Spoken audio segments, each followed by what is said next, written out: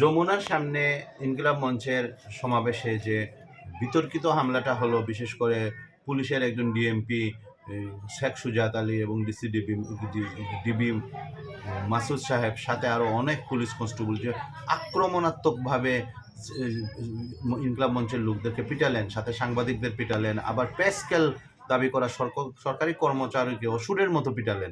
সেখানে আবার দেখা যাচ্ছে দাড়ি টুপি এবং মাদ্রাসাওয়ালা ছেলে পাইলে তারা আরও বেশি পিটাচ্ছেন। সাজিদ নামের যে মাদ্রাসার ছাত্রটাকে, সাদা পাঞ্জাবি পরা ছাত্রটাকে অমানবিকভাবে 3-4 জন মিলিয়ে পিটালেন, এবং ওই ছেলেটা একটা আটকাইলো না, একটা প্রতিবাদ করলো না, শুধু মাইরি খাইলো এবং নিদারুণ ঘৃণা চোখে নিয়ে পুলিশের দিকে তাকায় থাকলো। ওই ছবিটা এবং ওই ছেলের এই দৃষ্টিটা সারা বাংলাদেশের আইকনিক ছবি হয়ে গেছে। মনে হচ্ছে ওই দুটো চোখ দিয়ে সারা বাংলাদেশের 18 কোটি মানুষ পুলিশকে ঘৃণা করছে। এমনকি পুলিশের ছেলে মেয়ে ভাই বোন আত্মীয় স্বজনও হয়তো বা ওই পুলিশের পিছনে পুলিশ পেশাটাকে ঘৃণা করে। এখন পুলিশ কেন নিজেকে এত ঘৃণার পাত্রে পরিণত করছে?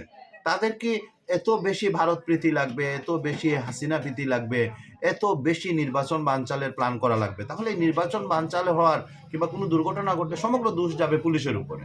ইতিহাসের পাতায় সবচেয়ে নিন্দিত, সবচেয়ে বাজে অবস্থায় পুলিশ নিজেকে নিয়ে গেছে এবং সমস্ত দোষ চলে যাবে পুলিশের উপর।